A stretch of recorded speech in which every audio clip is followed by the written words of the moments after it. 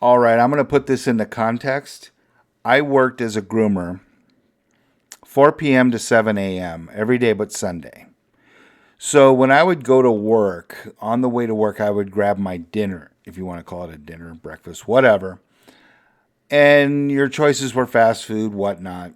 Well, there was a little sandwich place called Mountain Munchies. And I can't believe that today they are in the same strip mall, the same frickin' sign, and they're still open. Anyway, look at the menu. What does that say? That says club sandwich. That is where I got the dad sandwich idea.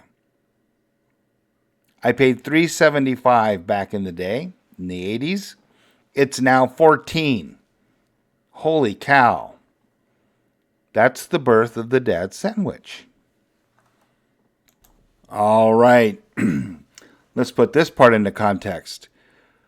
So remember I said I get off at 7 a.m. So since we worked over 12 hours, the company, the ski area, when we would park our cats and get our stuff and start walking to our car after we clocked out, we would be handed what was called a meal ticket. This looked like a little coupon to where we could go down to the lodge, and before anybody pretty much arrived, because remember it's 7 a.m., we could have our breakfast for free. So that was pretty cool. So most of the mornings we would have our breakfast there, the seven of us.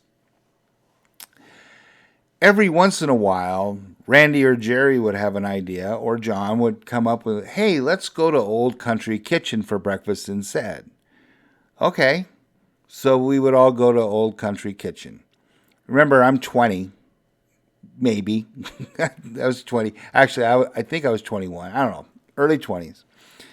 And it was a breakfast place, restaurant at night. I never eaten there. And it was right by my house, too. And so we went there, and the guys would order something that was different for breakfast. And on top of everything else, we had a beer with it. Now, it was Lowenbrau, which is a German beer.